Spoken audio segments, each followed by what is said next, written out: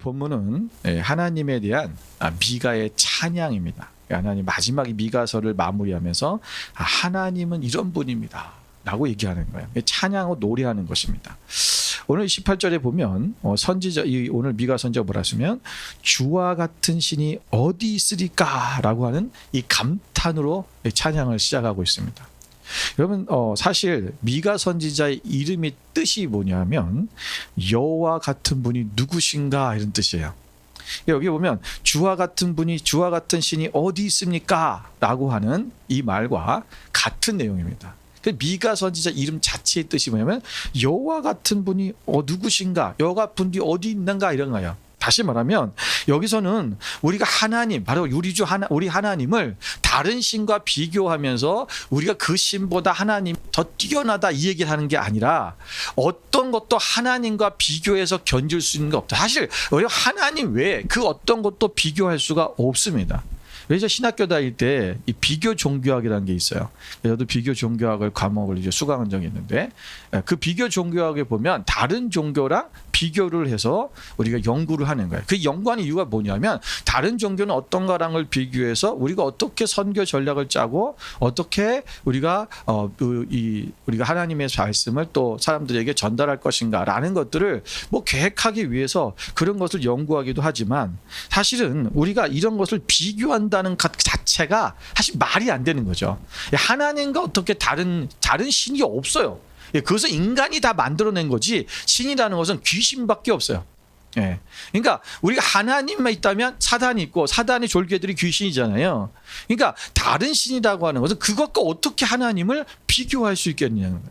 이것은 비교가 불가능하다라는 것을 지금 말씀하고 있는 거예요. 우리가 오늘 그 위대하신 하나님, 바로 이 아주 강력하신 그 하나님을 우리가 바라봐라. 그 하나님이 어떤 분이신가를 봐라라고 오늘 미가 선지자가 말씀하고 있는 거죠. 그럼 모세도 이 비슷한 같은 고백을 하였습니다. 우리 출애굽기 15장 11절 말씀 함께 보겠습니다. 출애굽기 15장 11절 우리 다 같이 한 목소리로 한번 읽을까요? 출애굽기 15장 11절입니다. 제가 카톡 저걸 못 올렸나 보네요. 제가 읽어드리겠습니다. 함께 제가 읽어드립니다. 여호와여 신중에 주와 같은 자가 누구니까? 주와 같이 거룩함으로 영광스러우며 찬송할 만한 위엄이 있으며 기이한 일을 행하는 자가 누구니까? 여기 뭐랬어요? 주와 같은 자가 누구입니까? 라고 오늘 모세가 고백하고 있습니다. 사실 모세가 이 고백을 한 것은 뭐냐면 이스라엘 백성들이 출애굽할 때에 출애굽하자 홍해를 만났잖아요. 그 홍해 바다를 만났는데 하나님께서 그 홍해 바다를 가르시고 그래서 그 가르시는 홍해 바다를 그 땅처럼 이스라엘 백성들이 걸어서 그것을 건너갔어요. 건너간 후에 그때 뒤에 애국 군대가 따라 들어왔잖아요. 애국 군대가 따라 들어왔다. 이스라엘 백성이 다 건너가니까 우리도 들어가자 하고 들어왔다가 다시 물이 합쳐지면서 거기에 수장됐어요. 그때 그 모습을 보면서 오늘 고백한 것이 바로 오늘 본문 이 출애굽기 15장 11절에 있는 말씀이에요. 여호와여 여호와 이 신중에 주와 같은 자가 누구이니까? 하나님 같은 분은 없다라는 거예요. 주님 같은 분은 없다라는 것입니다. 여러분 오늘 모세가 이런 고백 여러분 생각해 보십시오. 여러분 성경에 보면 이스라엘 민족이 홍해를 하룻밤 사이에 건넌 것으로 따고 우리가 볼 수 있어요. 자 그런데 여러분 홍해를 하룻밤 지도를 잠깐 보시면 지도는 있죠. 여러분 지도를 잠깐 보시면 여러분 이 홍해 바다 여러분 이 홍해 바다는요 지금의 홍해는 여러분 이 폭이 200km가 돼요. 실제적인 이 홍해 바다 이쪽 아래쪽에 있는 바다는 여러분 200km를 200만 명이 하룻밤에 건널 수 있을까 없을까요? 못 건너요.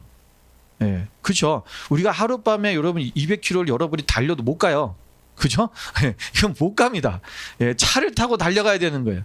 그러면 근데 이제 사람들은 무슨 생각하냐면 홍해바다 하니까 이 밑에 있는 큰 홍해바다를 생각하는 거예요. 근데 이스라엘 백성들이 건넜던 홍해바다는 어디냐면 저 시나이 반도 위쪽에 있는 부분. 왜냐하면 그 위쪽이 고센 땅이거든요. 그래서 고센 땅에서부터 거기서 왔기 때문에 그들이 보면 하루 만에 거기로 온 거예요. 그러니까 낮에 동안에 그 몇 시에 출발했는지 모르겠지만 밤이 되기 전에 아마 거기 온 것 같아요. 그러면 여러분 왜냐하면 뒤에 나중에 불기둥이 막 일어나고 막 했었기 때문에 그러면 그들이 거기까지 오는 거리상으로 봤을 때 가까운 지역이라는 거예요. 그럼 위쪽에 거기 보면 지금의 수에즈만 있는 쪽에 위쪽에 보면 그런 데는 폭이 작았어요.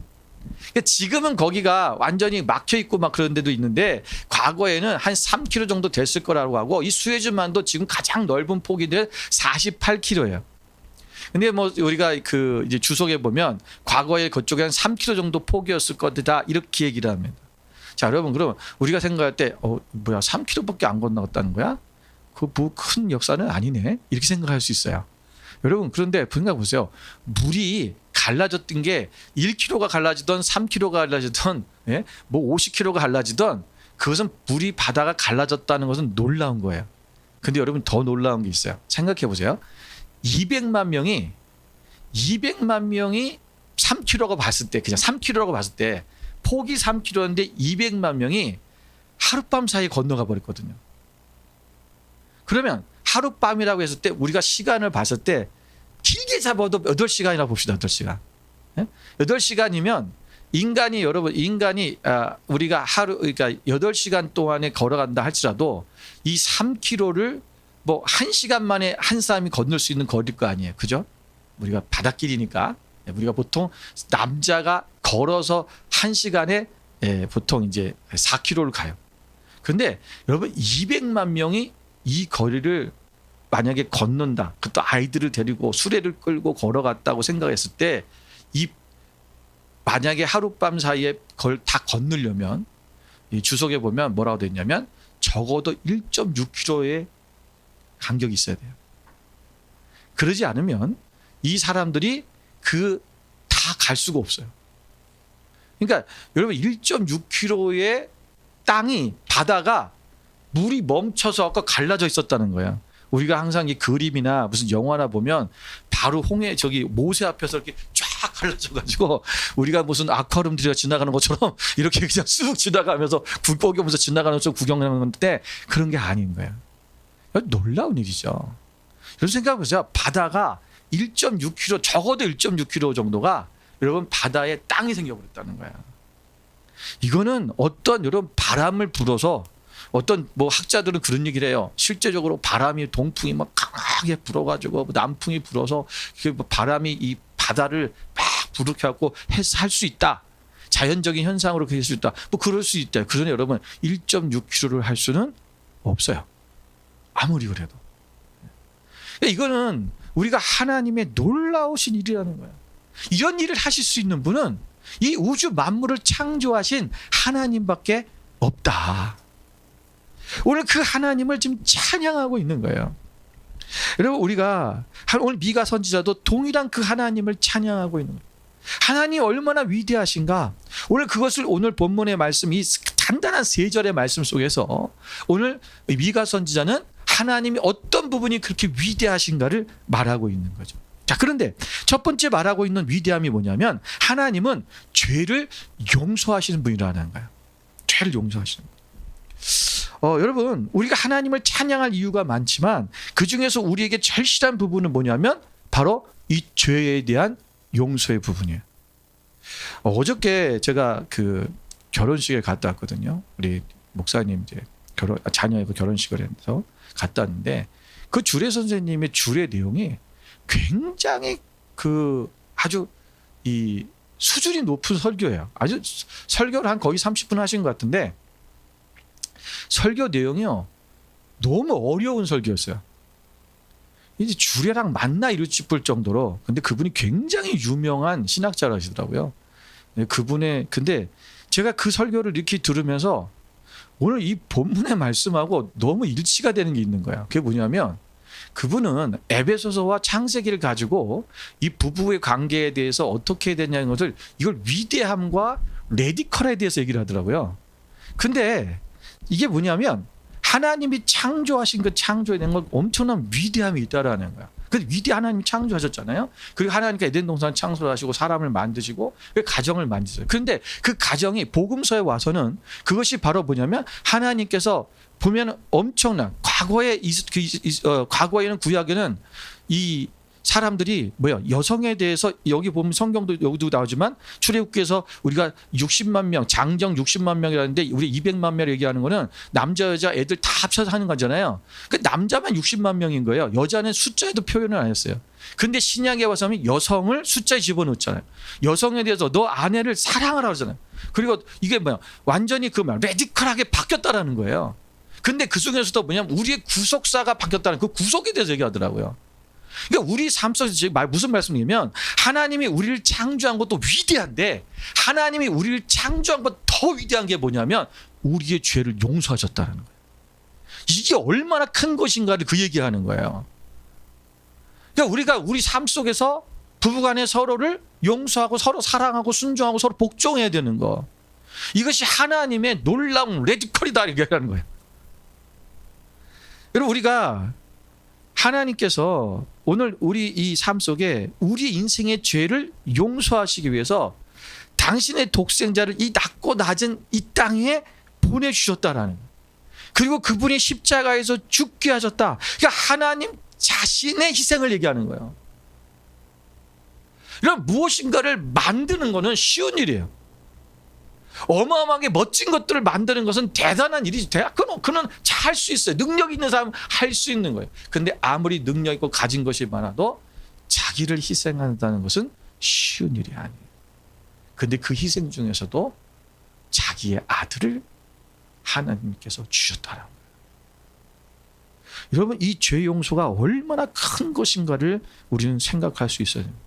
여러분 세상에 어떤 신이 자신을 지은 존재요, 자기가 지은 존재라고 생각하고 그리고 자신을 배반하게 한 자신을 떠나고 죄 가운데로 행하는 그 사람들을 그를 살리기 위해서 희생할 수 있겠습니다. 하나님의 그 죄 용서는 하나님의 위대하심의 정점인 것입니다. 오늘 우리는 하나님의 창조도 되신 뿐이라 구속주 되심을 더 큰 감격으로 우리가 감사와 찬양을 드리는 것이 마땅하다. 우리가 탕자의 비유에 보면 하나님께서 여러분 그 아들이 둘째 아들이 갔다가 그 아버지를 이렇게 오잖아요. 여러분 그 아버지를 보세요. 여러분 그 아들을 용서하는 데 있어서 여러분 어떻게 했어요? 무엇인가 조건적으로 제가 와서 나한테 죄를 고백하고 회개하면 용서해 줘야지라고 하는 마음이 있었던 게 아니에요. 그 아버지는 뭐냐면 용서하려고 작정하고 계시는 거예요. 아이가 오면 돌아만 오면 아니 돌아오지 않았어도 이미 그 마음속에 그 자기 자녀를 아들을 용서하셨어요. 그것이 아버지의 마음이라는 거예요. 오늘 하나님은 우리를 그렇게 용서하셨다라는 거죠. 여러분 이것이 바로 우리 인간에게 있어서 가장 여러분 큰 문제는 뭐냐면 우리가 해결할 수 없는 문제가 뭘까요? 그것이 바로 죄예요. 우리가 할 수 없는 것. 그래서 하나님이 하시는 거예요. 인간의 가장 큰 문제고 가장 근본적인 문제예요. 이 죄의 문제는. 그런데 많은 사람들이 이 죄의 문제에 대해서 생각하지 않고 살아가고 있는 거죠. 나는 죄인이 아니야. 나는 저 사람보단 나아. 늘 사람들과 비교하면서 남들이 무엇인가 잘못하면 어떻게 저렇게 할 수 있어 라고 욕을 하면서 본인도 똑같이 그렇게 살아가잖아요. 오늘 우리의 삶 속에 이 문제를 해결할 수 있는 분은 오직 하나님 한 분뿐이시라는 거예요. 요한계시록 7장 10절의 말씀에 보면 이렇게 말씀합니다. 함께 읽어볼까요? 큰 소리로 외쳐 이르되 구원하심이 보좌에 앉으신 우리 하나님과 어린 양에게 있도다 하니. 아멘. 여러분 구원하심이 누구에 있다? 어린 양에게 있다라는 그 보좌에 앉으신 오직 주님만이 오직 하나님만이 우리를 구원할 수 있다. 여러분 요한일서 1장 9절에 보면 하나님께서 말씀하시기를 만일 우리가 우리 죄를 자백하면 그는 미쁘시고 의로우사 우리를 죄를 사하시며 우리를 모든 불의에서 우리를 깨끗하게 하신다고 말씀하셨어요. 우리가 고백하기만 하면 자백하기만 하면 자백이란 말이 뭡니까? 내가 말하는 거 내 자신의 내 안에 있는 것들을 내 죄를 스스로 자백 고백하는 거예요. 말하는 거예요. 하나님 나 이런 죄를 졌어요. 여러분 그냥 하나님 내 죄 다 아시죠? 하나님 다 알아요. 아는데 왜 자꾸 우리에게 고백하라고 할까요? 왜 자백하라고 할까요? 왜 자백하라고 하는 거예요?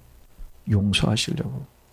여러분 우리 경찰에 가면 경찰서에 여러분 범인들이 잡혀가면 자백해 그러잖아요.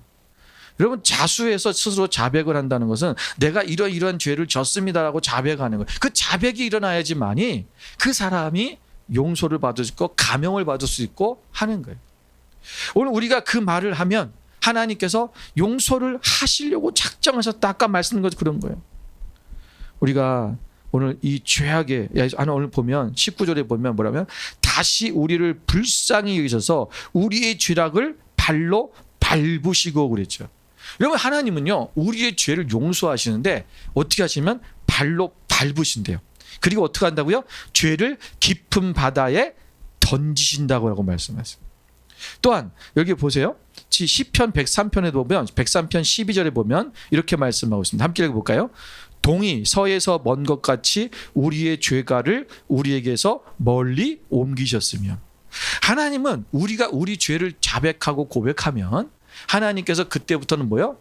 그 죄를 발로 밟아버리고 그리고 저 바다 깊은 속에 던져버리고 그리고 저 동에서 먼 것 서까지 먼 것처럼 저 멀리 죄가를 옮겨버리셨다. 그 말은 무슨 뜻이에요?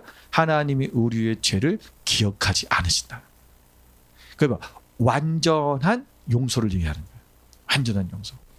그러니까 우리 사람들은 어때요? 내 너 용서할게. 용서해. 그때 용서하잖아요. 그런데 또 10년 있다 그 얘기를 해. 예, 당신이 그때 그랬지. 여러분 그 얘기를 계속 얘기하는 거예요. 용서한 게 아니에요. 마음속 여기 깊은 곳에 담아 있는 거죠. 근데 하나님은 그거를 기억하지 않으신다. 그러니까 우리 스스로 우리 인간이 기억하는 거예요. 그러면서 계속 또 말씀 듣다 보면 또 그 죄가 또 생각나고 또 회개. 회개하라 그러면 맨날 반복해서 하는 거예요. 아니요. 이미 우리가 회개한 것은 하나님께서 기억지도 않으세요. 여러분 놀랍지 않습니까? 오늘 하나님께서는 우리의 죄를 이렇게 용서해. 왜? 하나님이 우리의 죄를 이렇게 용서해 버리고 싶으신 이유가 뭘까요? 아니 그렇게 그냥 우리를 구원하시려고 왜 우리가 다 아는 얘기예요. 우리를 구원하시기 위해서 우리가 하나님 나라에 갈 수 있게 하기 위해서 우리가 죄로 인해서는 우리가 하나님 나라에 갈 수가 없으니까 죄를 가진 사람은 못 가요. 그런데 우리가 하나님 나라에 갈 수 있기 때문에 그거는 굉장히 가장 큰 목표지만 중요한 게 또 한 가지 있어요. 우리의 삶을 바꾸시기 위한 거예요. 다시 말하면 변화시키기 위해서. 왜? 하나님은요 우리 이 땅에 보내셨을 때 하나님께서는 그냥 우리를 이 땅에 가서 너 잘 살다 와 이게 아니에요. 하나님은 우리에게 뭘 주셨어요? 사명을 주셨어요. 소명을 주셨고 사명을 주셨어요. 소명이랑 우리를 부르셨다는 거예요. 사명은 우리에게 무엇을 하라고 하시는 거예요. 그럼 하나님 우리에게 하라고 하신 게 뭐죠? 우리가 하라고 하신 게 뭐예요? 그게 마태복음 28장 얘기고 그 다음에 사도행전 1장 8절의 얘기잖아요. 오늘 하나님께서 온 우리가 유대와 사마리아 땅끝까지 이르러 내 증인이라고 하시는 거예요. 너는 모든 족속으로 가서 제자를 삼아 아버지 아들과 성령의 이름으로 세례를 주고 너에게 가르치신 것을 분부한 것을 가르쳐 지키게 해라. 이게 하나님의 우리에게 주신 사명. 저와 여러분 모두에게 공통적으로 주신 사명이에요. 그러면 오늘 우리가 그 사명대로 살려면 어떻게 돼요? 하나님이 우리를 바꾸셔야 돼요. 그런데 우리가 변화가 어디서부터 오냐 하면요. 죄 용서함을 받을 때부터. 우리가 회개하고 하나님께로 돌이킬 때 하나님께서 우리를 죄를 사하여 주실 때 여러분 그때부터 우리는 하나님의 사람으로 하나님의 사명을 이루는 사람이 되어지는 거예요. 여러분 죄 용서는 그냥 단순히 죄를 덮는 것에 끝나는 것이 아니에요. 우리의 삶을 변화시키는 힘이 있어요. 여러분 사도 바울을 보십시오. 사도 바울이 여러분 원래 교회를 핍박하고 박해하던 사람이었잖아요. 그런데 하나님의 용서를 받았어요. 그가 회심했죠. 그리고 어떻게 돼요? 그는 하나님의 교회를 하나님의 복음을 전하는 사람으로 바뀌어버려요. 하나님 우리가 그런 사람이 되기를 원하는 거예요. 너 죄 용서받고 내가 세상에서 이제 더 내가 힘있게 세상에서 잘 살아봐야지. 여러분 그러려고 하나님 우리를 용서해 주신 게 아니라는 거예요. 왜 우리를 용서하시냐. 그 용서한 기쁨을 가지고 나가서 복음을 전할 수 있기 때문에. 그래서 죄 용서함을 받은 이 기쁨이 있는 사람, 이 감사가 넘치는 사람만이 뭐 할 수 있어요? 전도할 수 있어요. 그런 것이 없는 사람은 전도 안 합니다. 그래서 대부분 보면 모태신앙인 사람들이 잘 전도를 못해요.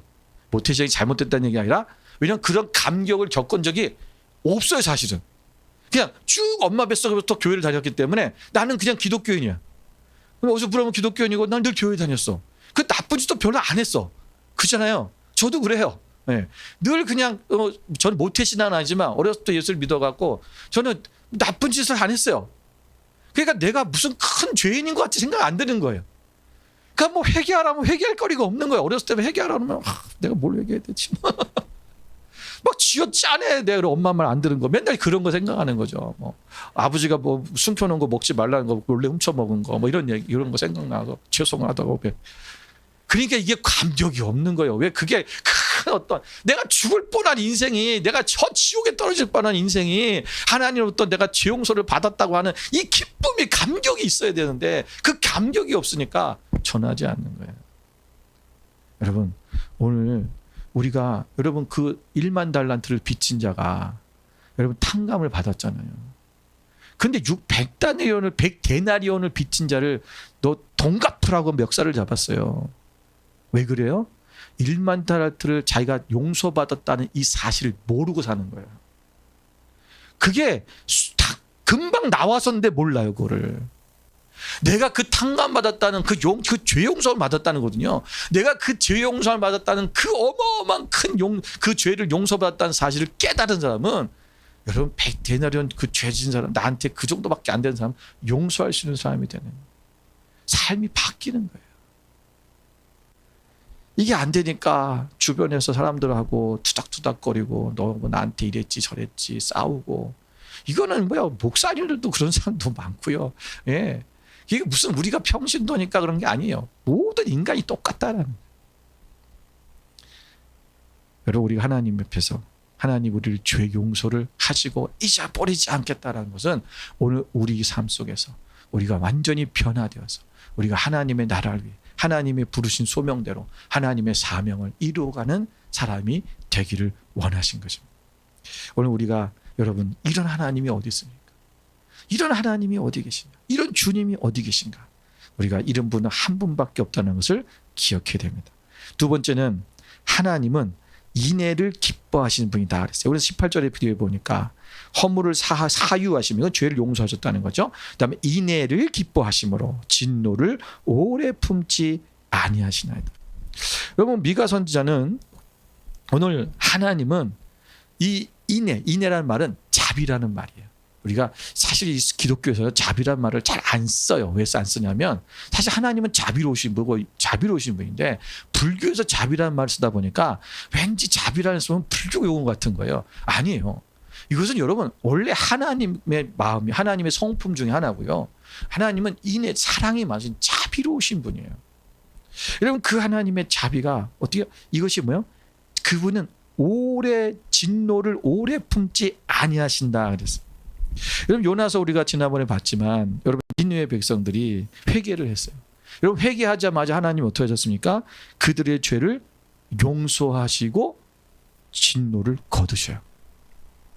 참 이게 우리랑 다른 거죠. 인간하고 우리는 막 화가 막 나 있어요. 근데 누가 와서 잘못했어요. 제가 잘 실수한 것 같아요. 용서해 주세요. 그러면 여러분 그 진노가 빨리 풀립니까? 바로 그럼 너 네가 죄를 용서하를 깨달았구나. 그러니까 내가 용서할게. 그 자리에서 이게 잘 안 돼요. 그걸 알면서 그랬단 말이야. 그걸 알면서 나한테 그랬어? 네가 잘못하는 거 알면서 나한테 그랬다는 거야? 더 화가 나요. 그죠? 모르고 그랬다면 덜 화날 텐데 알고 그랬다니까 더 화가 나가지고 더 난리가 나. 아니면 집에 가서 곰곰이 생각하고 그래 와서 용서했다고 그랬으니까 내가 용서해야지. 화를 풀어야지. 그 시간이 오래 걸려요. 그런데 하나님은요. 그 즉시로 진노를 멈추시는 거예요. 여러분 니느웨 백성들이 얼마나 큰 죄를 하나님께 졌습니까? 오죽하면 하나님께서 그 땅을 그냥 멸하시려고 했다니까요. 여러분 그 소돔과 고모라 땅에 임했던 그 멸망과 같은 멸망이 임했을 거예요. 즉시로 하나님이 그렇게 할 수 있어요. 그런데 하나님께서는 그들이 회개하자마자 그 진노를 걷어버리십니다. 이것은요, 무한한 사랑과 아주 깊은 자비로운 마음이 없으면 안 되는 거예요. 그 자체가 자비로우셔야 돼요. 그죠? 나는 이 하나님은 그냥 이 자비가 그냥 충만하시기 때문에, 이 사랑이 충만하시기 때문에 너 잘못했다고만 해, 나 용서해 줄게. 그냥 그거예요. 나 잘 안 낼 거야. 여러분, 우리가 이거는 부모들의 아마 마음이 좀 알 수 있을 거예요. 여러분, 하나님은요, 왜? 부모님은요 사랑이거든요. 자녀를 혼내고 싶은 부모가 어디 있겠어요? 예? 사랑의 마음으로 아이가 잘 크기를 원하는 거고, 그 잘못된 일을 다시는 안 하길 원하니까 그가 잘못됐다는 걸 자기가 잘못했어 인식을 시켜놔야 다음부터 안 하거든요. 그래서 그 잘못했어요라는 말을 고백하게 하는 거잖아요. 하나님도 마찬가지예요. 네가 잘못했다고 고백해야 다시는 그 짓 안 하거든. 그러니까 하나님께서 오늘 우리에게 기회했는데, 그래 하나님은 우리를 용서하실 때 이런 자비로운 마음을 가지고 우리를 용서하기를 원하시는 거예요. 여러분, 하나님은 죄를 용서하실 때 우리가 어떤 죄를 지었다 해도, 우리가 추악고 더러운 죄도 개의치 아니하시고 용서하신다는 거예요. 여러분, 이사야서 1장 18절 말씀 볼까요? 우리 함께 있습니다. 여호와께서 말씀하시되, 오라 우리가 서로 변론하자. 너희의 죄가 주홍 같을지라도 눈과 같이 이어질 것이요 진홍같이 붉을지라도 양털같이 희게 되리라. 아멘. 우리가 하나님 앞에 여러분 어떠한 주홍 같은 아주 그런 죄, 그런 죄도 눈과 같이 이어질 것이다. 하나님께서 이것을 아주 양털같이 희게 만들어 줄 것이다. 여러분, 우리가 사람들은요, 다른 사람이 우리에게 죄를 지었을 때 그 죄 중에 용서할 수 있는 죄가 있고 용서받지 못할 죄가 있다고 생각해요. 그러잖아요. 이건 절대 용서가 안 돼. 우리는 그것이 결정되어지는 게 이미 있어요, 우리 안에. 그런데 여러분, 하나님께서는 이런 구분이 없다는 것입니다. 어떤 죄도, 그 어떤 추악한 죄라도 하나님께 우리의 용서를 구하기만 하면 하나님께서 우리의 죄를 용서해 주신다라는 거죠.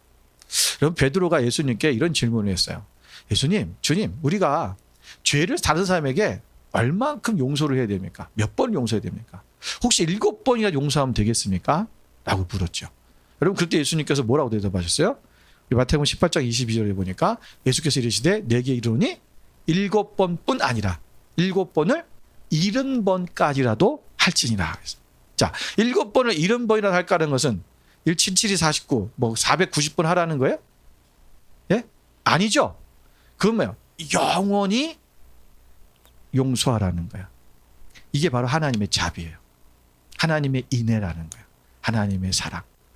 여기서 말하는 것은 하나님은 끝까지 자비를 베풀어요. 다시 말하면 하나님은 끝까지 사랑하라고 말씀하시는 거예요, 예수님께서는. 그러면 여러분, 예수님께서 어떠죠? 이 말씀하신 예수님은 그 자신이 어떻게 하셨습니까? 그렇게 하신다는 뜻이에요. 예수님이 그렇게 하지 못하면서 너희들은 끝까지 너희들이 용서하고 끝까지 사랑하고 끝까지 자비를 베풀어라, 그 말씀 하시겠어요? 아니요. 주님이 그런 분이라는 거예요.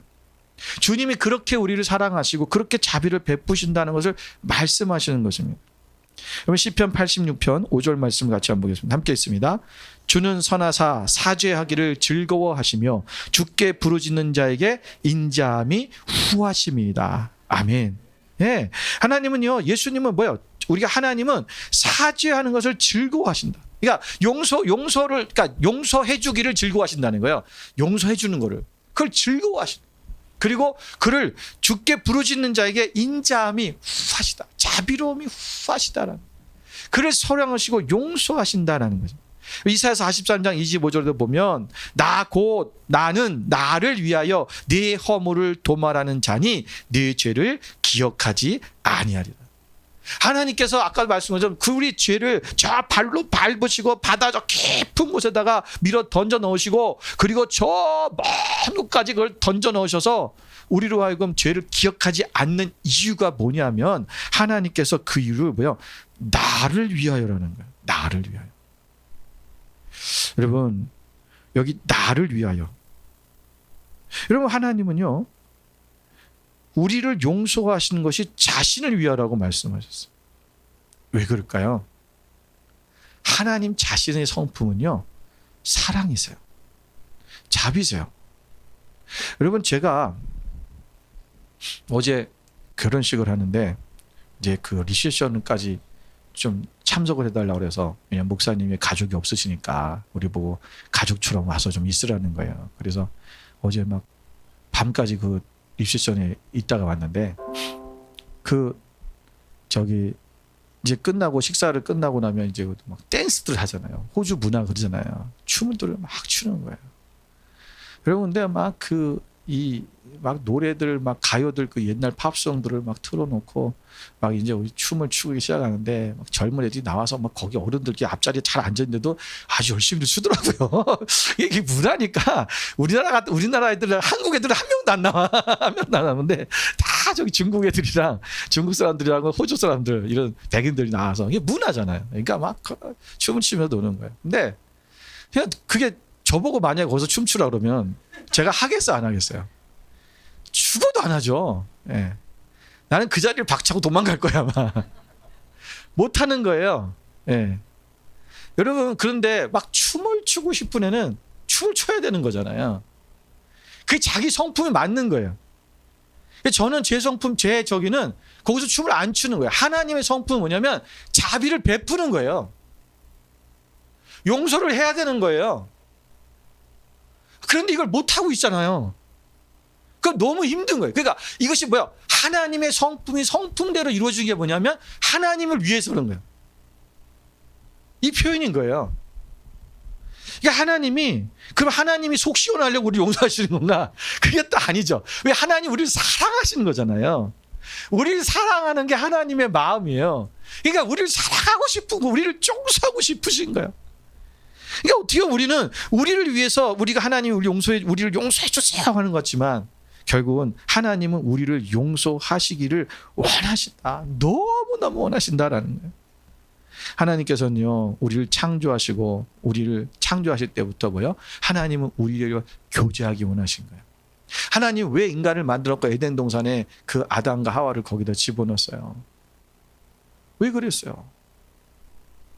여러분, 그 에덴 동산에 하나님이 창조하시고 그 아담과 하와와 함께 하나님이 뭐요? 교제하기 원하시는 거예요. 그리고 그 아담과 하와가 하나님을 예배하는 그 예배를 통해서 또 교제하기 원하시는 거예요. 오늘 그것이 하나님 원하셨던 거예요. 그런데 인간이 죄를 짓고 하나님을 떠나기 시작했어요. 하나님을 배신하기 시작했어요. 오늘 우리의 우리의 죄를 없애주고 우리의 모든 그 죄를 용서하시고 우리를 받아들이시고 우리를 사랑하시기 원하는 것, 그것은 하나님의 성품이고 하나님이 원하시는 일이기 때문에 그렇다는 거죠. 오늘 하나님은 인내하신 분입니다.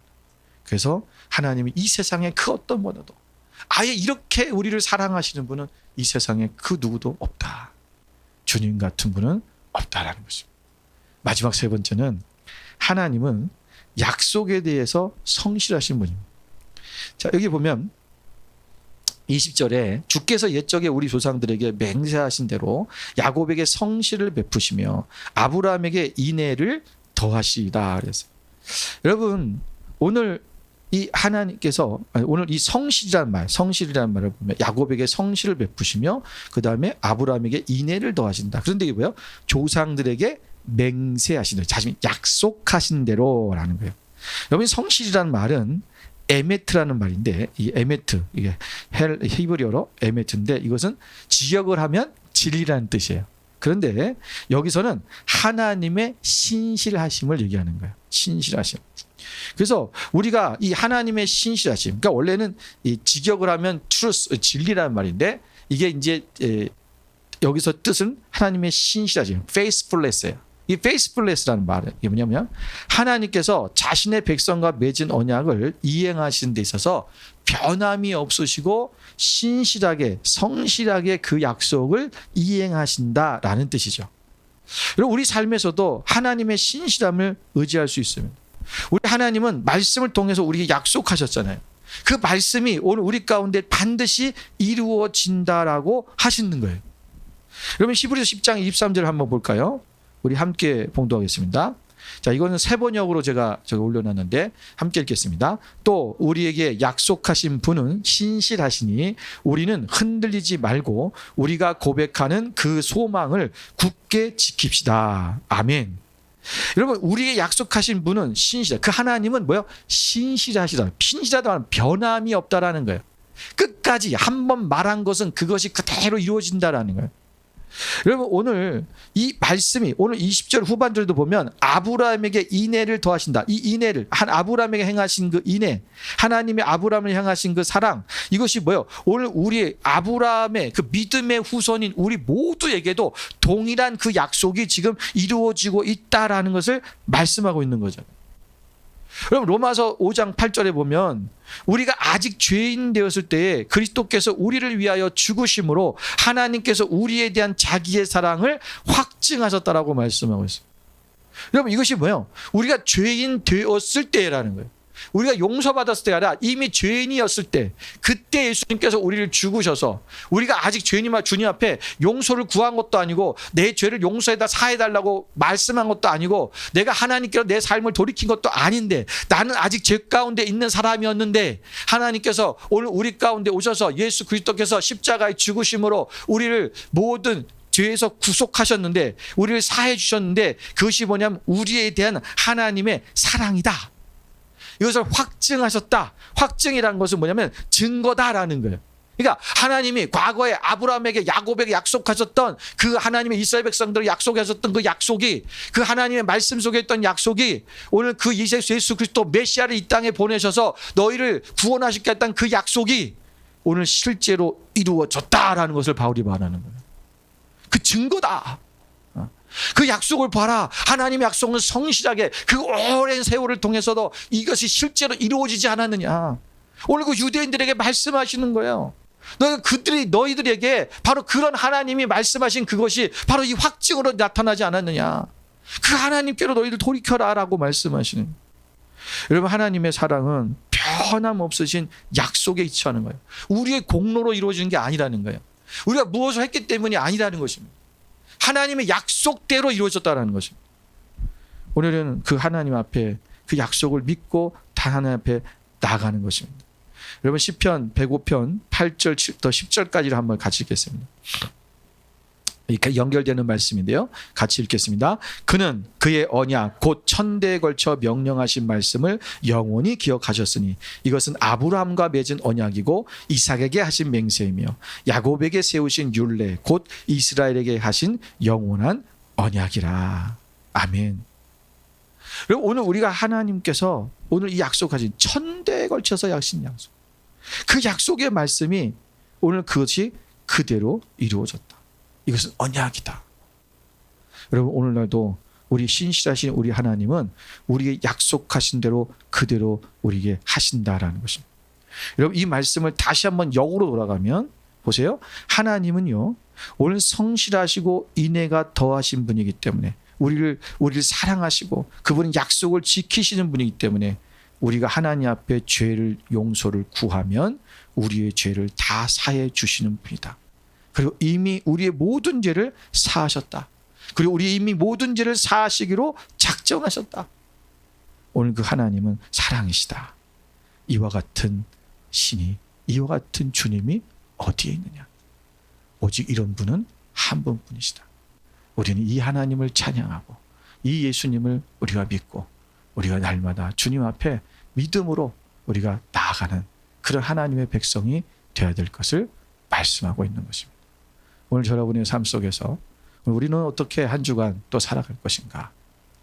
오늘 나는 주님처럼 우리가 이 자비를 정말 용서하려고 작정하고 살았으면 좋겠습니다.